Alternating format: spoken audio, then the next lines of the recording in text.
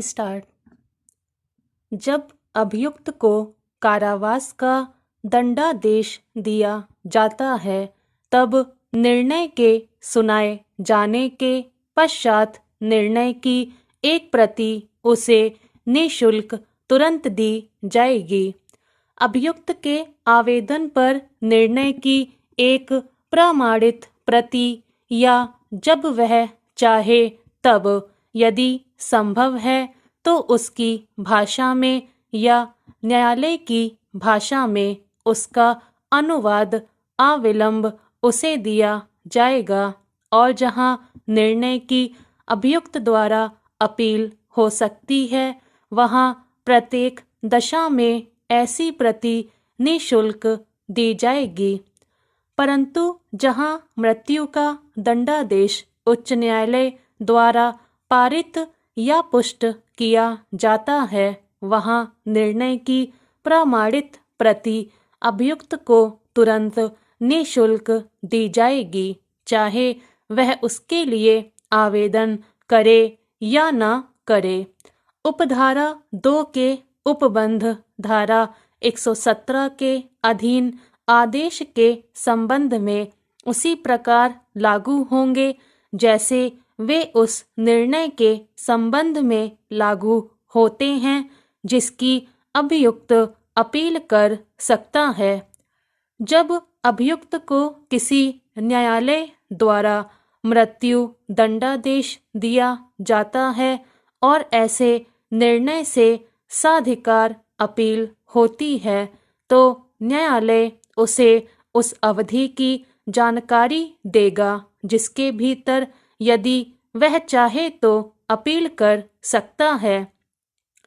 उपधारा 2 में जैसा उपबंधित है उसके सिवाय किसी दांडिक न्यायालय द्वारा पारित निर्णय या आदेश द्वारा प्रभावित व्यक्ति को इस निलंबित आवेदन करने और विहित प्रभार देने पर ऐसे निर्णय या आदेश देने या किसी अभिसाक्ष्य की या अभिलेख के अन्य भाग की प्रति दी जाएगी।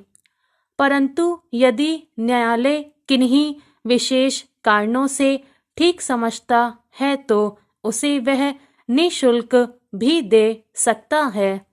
उच्च न्यायालय नियमों द्वारा उपबंध कर सकता है कि किसी दांडिक न्यायालय के किसी निर्णय या आदेश की प्रतियां ऐसे व्यक्ति को जो निर्णय या आदेश द्वारा प्रभावित न हो उस व्यक्ति द्वारा ऐसी फीस दिए जाने पर और ऐसी शर्त के अधीन दे दी जाए जो उच्च न्यायालय ऐसे नियमों द्वारा उपबंधित करे।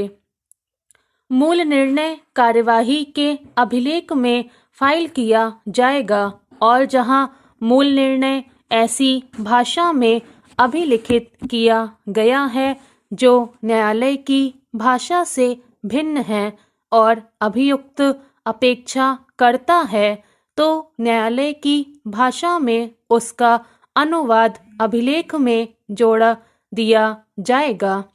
ऐसे मामलों में जिनका विचारण सेशन न्यायालय या मुख्य न्यायिक मजिस्ट्रेट द्वारा किया गया है यथा स्थिति न्यायालय या मजिस्ट्रेट अपने निष्कर्ष और दंडादेश की एक प्रति उस जिला मजिस्ट्रेट को भेजेगा जिसको स्थानीय अधिकारिता के भीतर विचारण किया गया है।